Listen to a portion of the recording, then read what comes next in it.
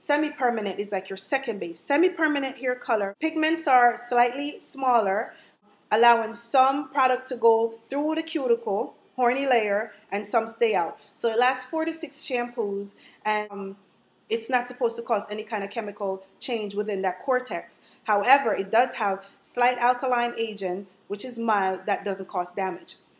The oxidative deposit only color, that's your demi color. Now you have to combine things together. The developer with the color to perform the service, okay? Even though it's mixed with the developer, it's not supposed to change anything in the cortical layer. It does open up because it has some alkaline, that cuticle layer again, so some color can pass through the cuticle layer onto the cortex and gives you coverage deposit without changing the cortex. Okay? You have your non-oxidative permanent, which is like the metallic dyes and the henna dye, which I don't use, so I won't talk about that. And then you have the oxidative deposit lift. That's like your home run. That changes everything. It's gonna oxidize, lift, and deposit. That's like, think about sex, to put it in terms we all can understand. So the vaginal wall is the cuticle layer. It's the horny layer. The vaginal wall is the throbbing. The man is touching you and caressing you. You're getting excited and it's throbbing. It's ready to accept whatever it wants to accept. So it's broken. Once the cortex is broken, it's damaged. It's considered damage. Always going to need stuff to keep it going, like the conditioners and the more sodium hydroxide, more color, more this, more water, more whatever, okay, is the color. So say the penis goes inside. Once that man ejaculates, if the egg is attached to that sperm successfully, it becomes a permanent change, right? Baby's born most of the time. Same thing, just like the cuticle. The color goes on to that hair shaft.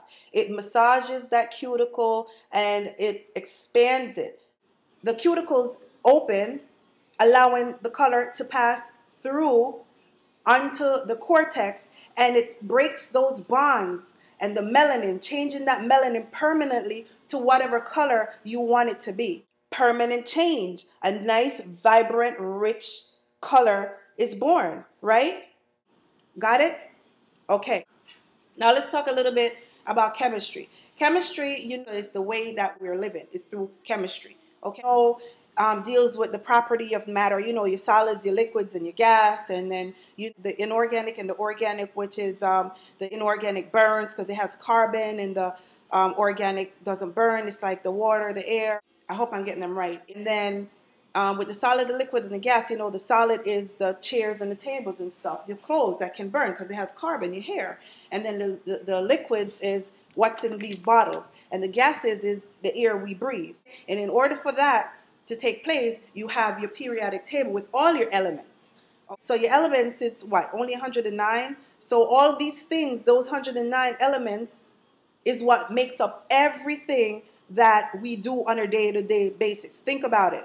Why I throw chemistry in it is, man, the food we eat, the toothpaste we use, the soaps we use, all these things has to be broken down and form compounds in order to form these ingredients that makes up what we use on a day-to-day basis. The elements, if you take one element, say like, I don't know much about these things, but say like oxygen, and say oxygen is this paper, and you rip it to shreds, it becomes small, small little particles, right? Those are called atoms. Atoms become, what is it, molecule, and if you have two atoms together, it stays an element because you didn't have a change. And if you have two different atoms together, two different elements together, it performs a chemical change, which is now called a compound. And you know, a compound is one or two or three, atoms combined there to perform that chemical change. I hope I didn't get lost right there. So with all this chemistry stuff, let's get to my tragic story as to what happened with me and that hair. So say I'm using sodium hydroxide today. You know, sodium hydroxide, pH scale 0 to 14. 0 to 6.9 is acidic, and then you have your neutral, which is 7, and then from 7 point whatever to 14 is your alkali, and that's super, super, super harsh. Okay? I'm doing that today. Cuticle layer is open. Horny layer, people, cuticle layer is open. Has to be open in order for any kind of change to happen with something chemical, right? And then the sodium hydroxide go in it and changes that cortical layer, which makes that hair curly to straight. And when it's straight, you just do the touch up and it just keep on being straight, right? Then you have to close it with the neutralizer. This says 15 minutes, this says 45 minutes, and I do use 2 weeks after the relaxer, because when you put the relaxer on, that semi-permanent, beautiful coverage. 2 weeks later, when you come back, that unpigmented hair is so hard to cover. Actually, when you put the semi-permanent on it, it just sits on it. With this stuff, it covers so well. So that's when I use this.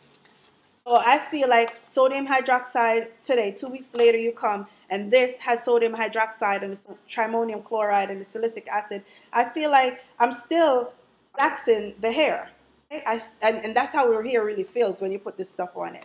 Then you come for your treatment. I always try to suggest treatments like oil treatments, conditioning, moisturizing treatments, protein treatments, because when you play with that hair, with the chemical, you're breaking all of that stuff off that hair.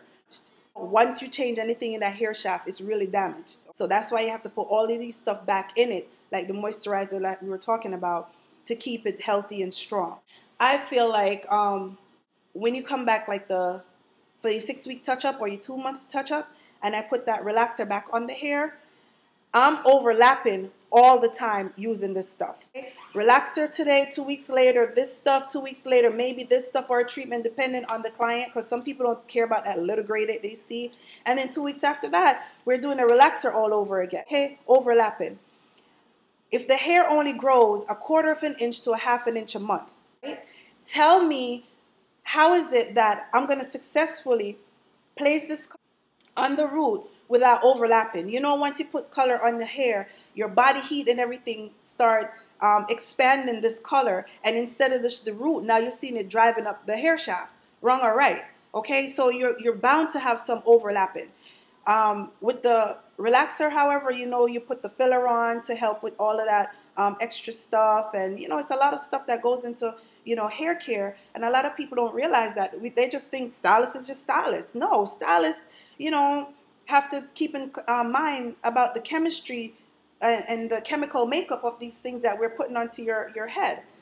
So to be on the safe side, I research Logix, Demi. I research L'Oreal, Demi, and then what's the other one? The Wella, which I'm using. Research that. All of these things have in common the same compounds make up in order to put these things on the shelf. The only thing that's different is the soy thing with the sodium and the trimonium chloride. And ammonia is in what's in permanent color to make that chemical change for that melanin to change into a permanent whatever color you want it to be. Oh, with the Wella, I did find silicic acid in the developer, but not anything harsh in the color. And color, the Demi, you're supposed to have mild alkaline agents, but nothing to permanently change that cortical layer. What really bothered me with this is you have their permanent color. The permanent color, has ammonia, and ammonia needs to be in this to actually do that chemical breakdown permanently in the cortical layer to get whatever color you want. It's not supposed to be in the demi-permanent. Demi-permanent is supposed to be oxidative deposit. It's not supposed to lift any change. The permanent, the box permanent, which is like this, the ingredient in this is ammonium hydroxide and the behane trimonium chloride. That's their ammonia-based ingredient or compound in their permanent. Permanents, none of these permanent colors say ammonia. It's saying the ammonium whatever. It's mixed already in here. You recognize this? The liquid permanent. In their liquid permanent, they have here, the one that really jumped out at me here is soy trimonium chloride. And then ammonium hydroxide. The soy trimonium chloride got me because all these years they had the soy trimonium chloride in this, but on their labeling, they never said anything about deep conditioning for a healthy shine soy complex. So putting this, one of their ingredient in here, that's I guess active agent, in their demi, that's not supposed to cause a permanent